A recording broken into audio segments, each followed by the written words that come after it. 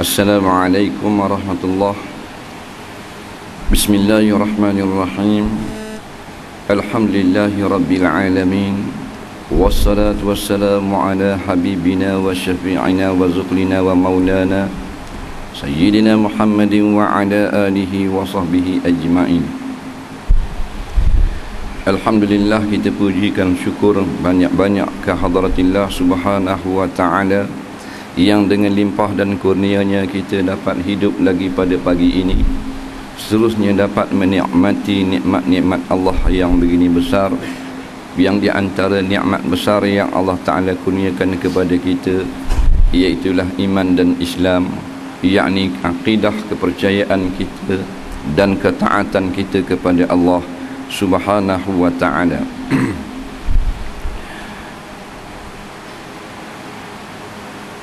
Tiap kali kita bersembahyang, kita diwajibkan membaca satu surah yang begitu besar di dalam kehidupan umat Islam, yang kita kenali sebagai surah Al-Fatihah.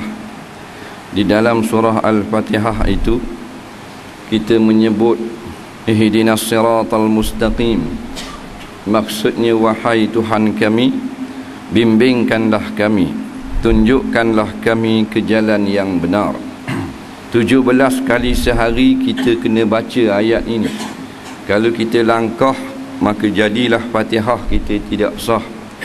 Kalau kita baca Maliki Yaumiddin, Iyyaka na'budu wa iyyaka nasta'in, Siratal ladzina an'amta 'alaihim, tak ada sebut ihdinas siratal mustaqim, maka kata ulama-ulama fiqh, kita kena ulang balik Fatihah kita.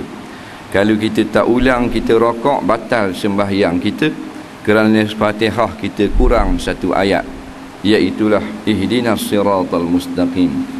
Betapa ramai orang yang tidak tahu apakah makna ihdinas siratal mustaqim. Jadi insya-Allah pada pagi ini kita yang memang telah tahu pun nak ulang kaji balik saja. Apakah makna doa yang kita baca ihdinas siratal mustaqim? Kerana ihdinas siratal mustaqim inilah maka dinamakan surah Fatihah sebagai suratul doa, surah yang mengandungi maksud permohonan kepada Allah. Apa yang kita nak? Kita nak siratal mustaqim. Apa dia siratal mustaqim? Tak tahu apa. Asal semayang cukup 4 rakaat isyak, subuh 2 rakaat sudah. Sebenarnya apa yang disyariatkan oleh Allah Subhanahu wa Ta'ala kepada kita, bacaan-bacaan di dalam sembahyang bukan sekadar untuk dibaca, tetapi untuk kita hayati. Tapi kita makna hayati pun kita tak faham. Ada orang yang menterjemahkan makna hayati iaitu tafakkur. Bukan tafakur. Hayati ni makna menghidupkan bacaan selepas daripada sembahyang. Kerana hayat itu makna hidup, yakni menghidupkan. Lepas daripada sembahyang, kita amalkan segala bacaan yang kita baca di dalam sembahyang. Kerana itulah surah-surah bacaan zikir yang ada dalam sembahyang sebenarnya telah dipilih oleh Allah Subhanahu wa Ta'ala, yang ada keistimewaannya sendiri, bermula daripada takbir sampai kepada salam. Kita lihat mula-mula sembahyang, kita kena kata Allahu Akbar. Bukan Allah saja. Siapa yang takbir Allah, tak sah sembahyang ni. Walaupun sedap suara dia, walaupun dia tu qari hebat lah, dia takbir Allah, tak sah sembahyang ni.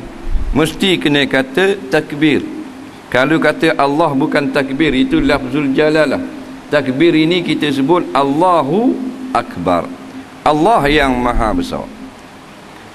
Tetapi bila kita keluar daripada sembahyang, Allah maha kecil, yang besarnya dunia. Ini masalahnya. Apa yang telah disyariatkan kepada kita baca di dalam sembahyang, kita tak bawa dalam kehidupan kita. Jadilah semayang kita itu mati. Orang Terengganu panggil semayang dia mapu kerah. Tak jadi apa pun. Dia nak hidup. Hidup ni maknanya kita kata Allahu Akbar, Allah maha besar. Maknanya ad-dunya asghar. Dunia ni wa ma fiha, dan apa yang ada dalam dunia kecil belaka. Tapi adakah kehidupan kita dunia ni kecil? Allah itu besar, nampak-nampaknya Allah itu kecil, dunia yang lebih besar. Kerana itu peraturan Allah kita tinggal, peraturan dunia kita jaga sangat. Tak? Sedangkan kita kata Allahu Akbar.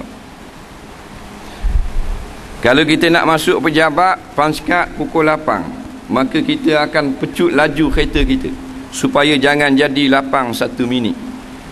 Kerana lapang 1 minit nanti bos marah, pengarah marah, majikan kita tak suka. Tapi semayang asar bila masuk waktu maghrib, semayang zuhur bila orang bang asar, semayang zuhur, semayang asar orang bang maghrib. Semayang zuhur orang bang asar, berapa minit lebih? Kenapa laju sangat ni? Tak boleh, nanti Panskat lapang 1 minit, nanti bos tak suka, nanti majikan marah. Padahal lebih 1 minit. Tak ada lagi berlaku orang yang lebih setengah minit atau 1 minit, maka anak-anak je kelaparan lah pada hari itu. Ada.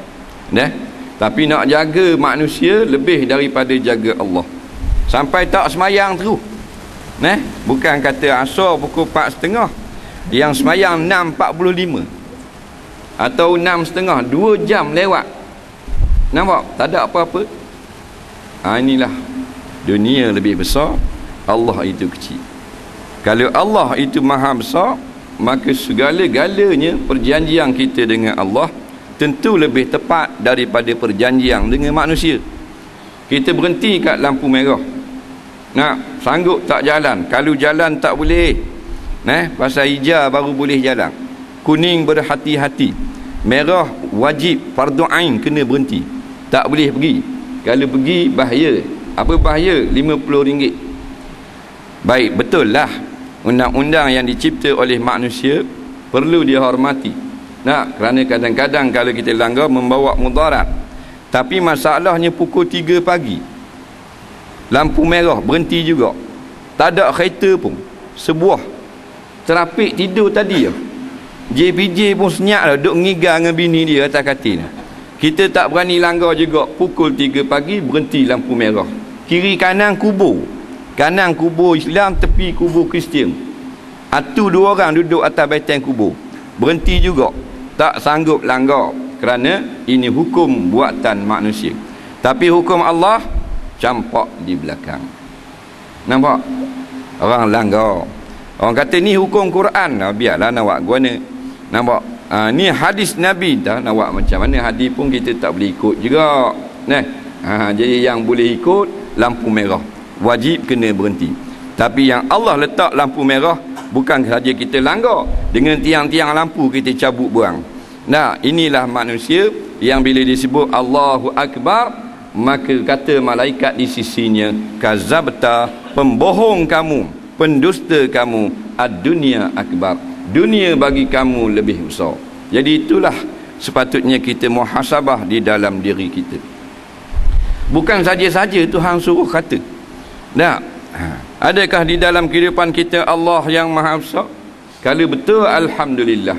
Kalau tak betul, dunia lebih besar daripada Allah, maka perbetulkan segera. Daripada kita muhasabahkan orang lain, baik kita muhasabah diri kita. Seterusnya disuruh kita membaca surah Al-Fatihah. Rasulullah SAW bersabda, la salata liman lam yaqra' bi fatihatil kitab. Tidak jadi semayang, tidak dikira semayang orang yang tak membaca surah Al-Fatihah, yang di dalamnya ada ihdinas siratal mustaqim. Maksudnya kita minta pada Allah, ya Allah, wahai Tuhan kami, tunjuklah kami jalan yang benar. Maknanya kalau kau tunjuk kepada kami jalan yang benar, kami nak ikut. Tapi bila kenapa Allah Ta'ala tunjukkan kepada kita jalan yang benar, kita tak mau ikut. Orang berhenti nak tanya jalan, orang luar mari, dia kata kok mana nak pergi ke Pasir Gudang, kita kata kena straight. Kalau